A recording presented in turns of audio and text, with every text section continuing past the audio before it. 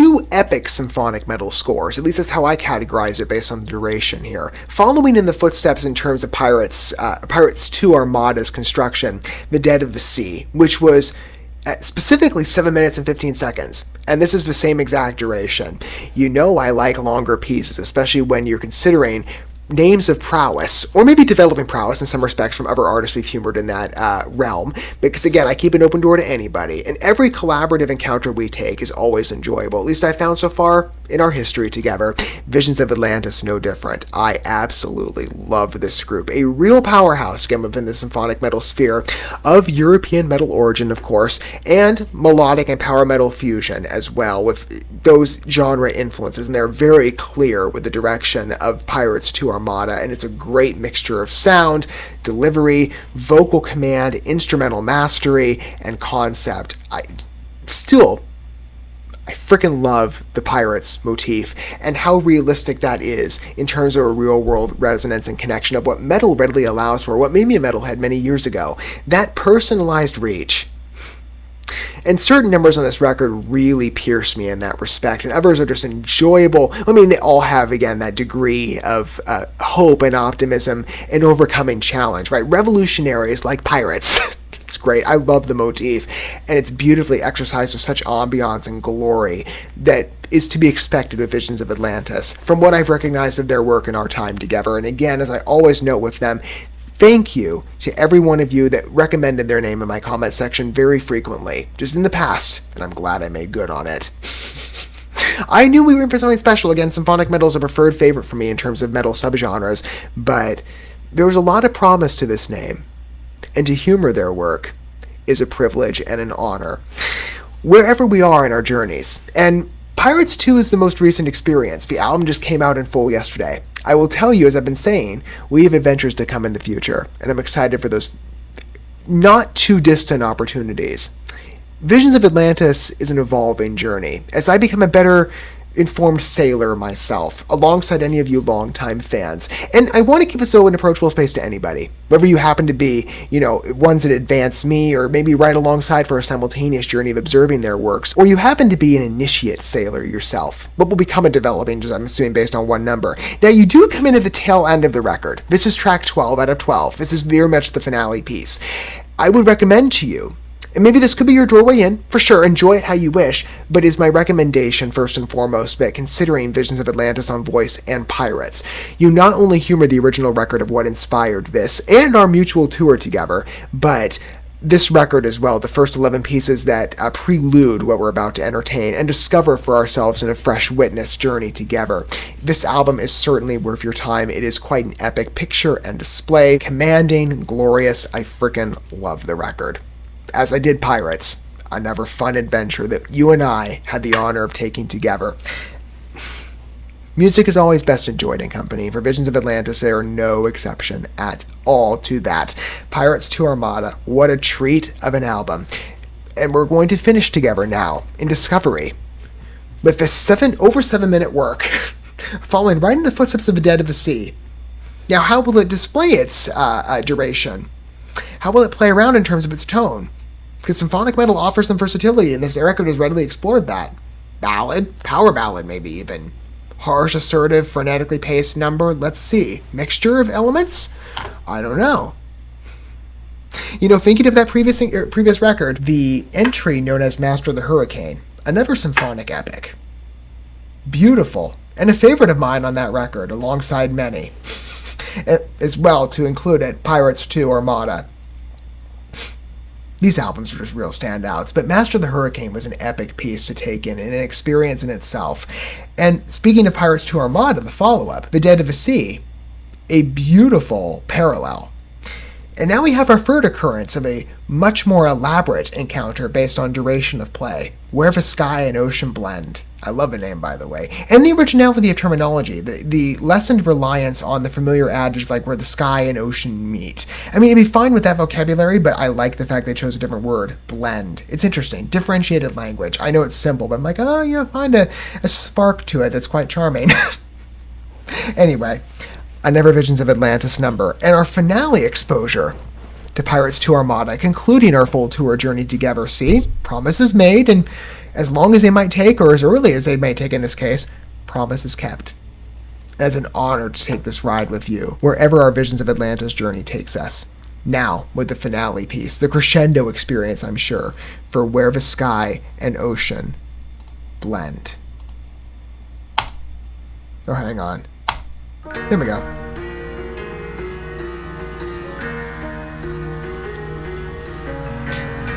I love the fact that we're introduced on a piano core. Temps balanced. Oh my gosh.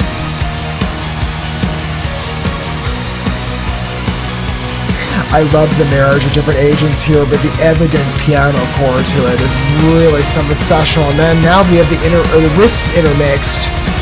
It's reminding me a lot of Master of the Hurricane, actually, in its own way.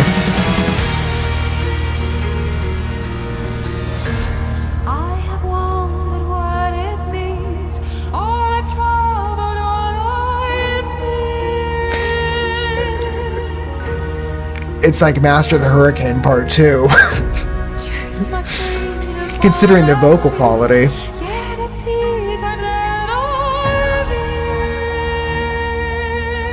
It's the operatic tailoring, I think, that's single-handedly delivering that effect.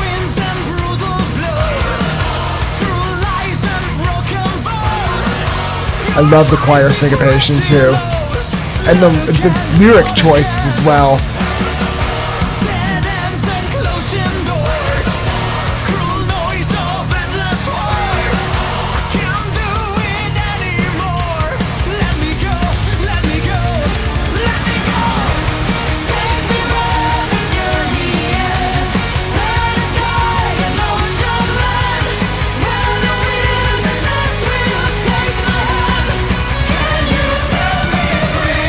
It's such an interesting evolution for this last chorus.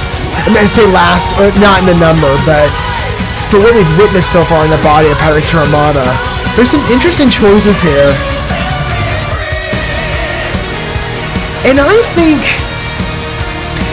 I'm tempted to say a stronger closure based on number organization than the previous record, as good as Pirates was.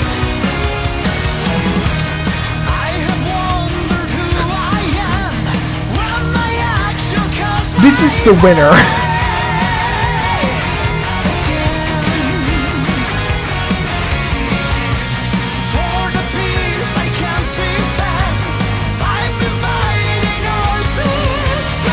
I love the tension in Meek's voice here.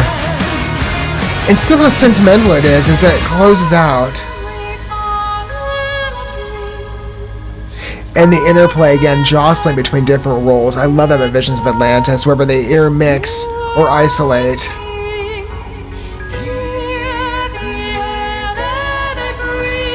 The mixture between ballad and aggressive, too, is a great splicing for this record. For the number, but for this number, again, on closure placement, I just love it.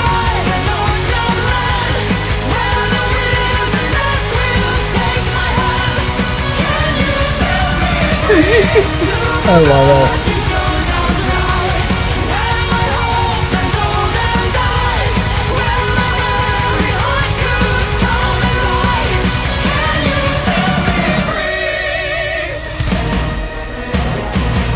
Yeah, this really does feel like Master of the Hurricane now. I think I catch a light drift of the organ as well in the background of the startup to this instrumental section, I think. The breakdown is nice, so I love that riff. Keeping that build-up alive.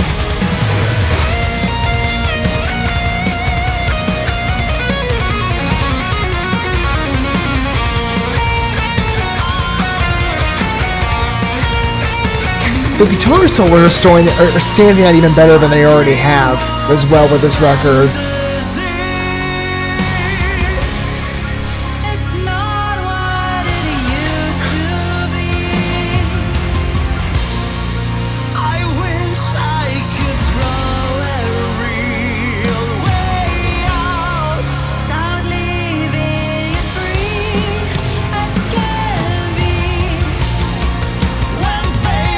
That earnest hope. I just love the spirit with this record. Every song.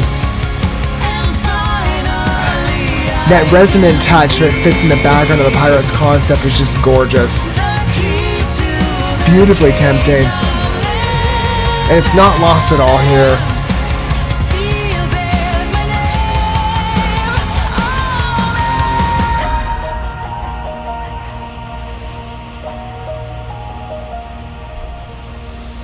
Still 2 minutes to go. It's wonderful.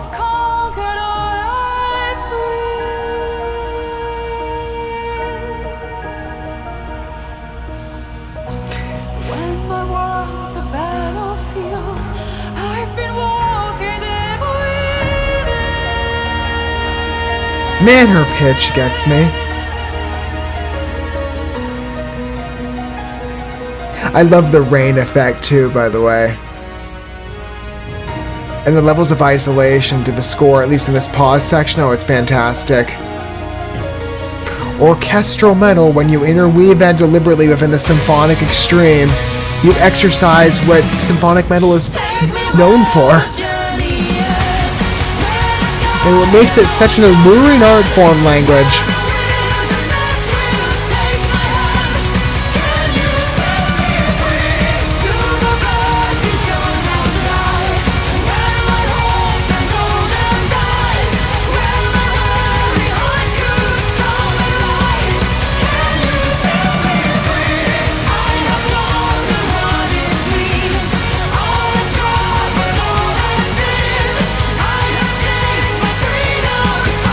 One more, right?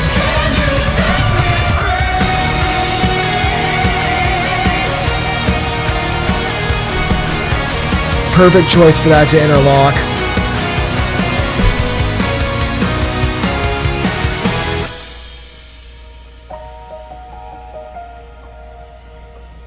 I love the decisions with this one. It is very much Master the Hurricane Part 2. I cannot repeat that enough.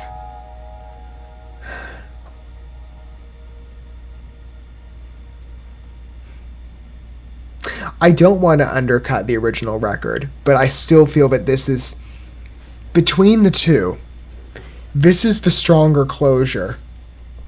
It's placed so well here, because it is one of the strongest entries on the album. And it offers, as I've been saying, Visions of Atlantis is a very versatile group in terms of what they exercise as symphonic metal agents, and what you see at work between different tonalities of songs as they're fleshed out, whether you have the more ballad-centered pieces or aggressive. Both are successful when they intermix, though, and when the number has clear points of decision for adaptation into different extremes. And it feels tailored and deserved for the song to venture different ways based on the direction of the narrative, vocal traits. I love this one for that. I mean, I can't emphasize the terminology epic enough. And I'm sure many of you would agree with Where the Sky and Ocean Blend. It's just such a nice work. We start on that soft touch with the piano strokes. I love that. And then immediately kick up the pacing, which builds with higher, more assertive riffs. And then the vocal design kicks in, especially for those chorus sections. The reliance on the higher pitch operatic swings, or the lower ones. And Clementine kind of floats around here. I love that. Just, it was my hope that Pirates 2 at some level would intertwine that operatic tone that she's done really well for our encounters of what we learned about her, in fact, in Mutual Company, and she's exquisite at it. I love that this one is tailored to that direction on the chorus. I really do. Oh, it's a moving number. Sweeping score, good key, feels like it's right in line with Master of the Hurricane. And specifically on score body, there's that one section in the song somewhere, I forget the exact lyrics at the moment where it took shape, but there's the switching of roles, that midway through that original piece that I'd say, I don't know, kind of, it comes across to me like an inspiration in a way.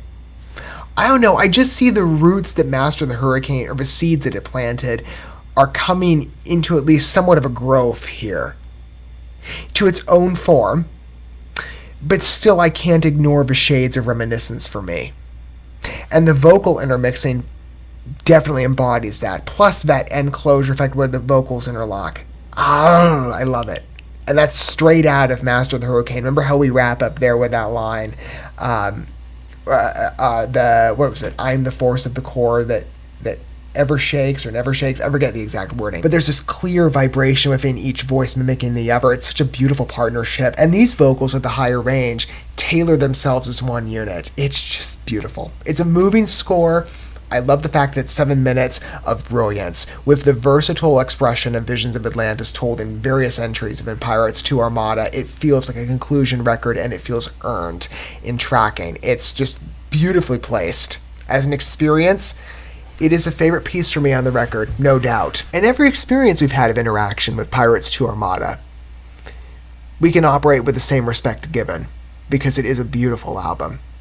I know many of you would agree, fellow longtime sailors, or developing like myself, or maybe fresh initiate witnessers to Pirates II Armada. What did you think of this record and its conclusion piece? To keep it in specific focus of the tune we just humored, Where the Sky and Ocean Blend, I just think it's such a beautiful number. But of course, music is first and foremost a subjective art, so feel free to share your own thoughts and of course your point of approach if you wish to. Longtime fans or initiate listeners, what do you think? If you're just arriving to Visions of Atlantis, has that seed been planted that will, I'm sure, bloom? At least there's an interest prodding at you, I know. And as I said, I can't emphasize enough, it is an honor to take this ride with you. Fresh exposures to Visions of Atlantis' work in mutual company, now having humored the successor to Pirates. Its brilliant voice, retold with new adventures, and I don't know, maybe future chapters? Who knows? I mean, I kind of don't want this pirate adventure to end. But they really do a good job in terms of telling stories of, again, that personal resonance and atmospheric temptation to listen. It reels you in a way you do not want to escape the experience of. You want to return again and again and again and again and again. And that path, Pirates 2 has in its future. Absolutely. I can't wait to replay this, especially this conclusion number, but many of the hits interwoven, and to experience the story holistically, right? Because I did cover these out of order based on what was released as singles, so I get to go through it again in linear fashion, and that's going to be fun. It was beautiful, though, for a first-time listen, but to enjoy it with all of you in a first-time encounter, even better. And I hope you enjoyed the experience as well. And of course, as I said, this is just our present standing of Visions of Atlantis. But I'll leave the future as proof of this, of what I mean. It'll evidence then, but our story does not stop here with this group. Of course, open door for the future, but in the short term, we have a couple more adventures upcoming. You'll see. And they will be a fun follow-up, continuing on the Fresh Impression Witness model that Pirates II Armada fit in and has now been voiced. And I loved every minute of it. I hope you did too. Thank you so much for watching this video. Before you bounce, feel free to drop a like and comment, subscribe to this channel with a ding on the bell, and share this video with your friends. And consider checking out the description here. There you'll find links to my other channels, as well as addresses to my other social media accounts and ways you can help support my work if you feel so inclined. May God bless you, and looking forward to when our paths cross again.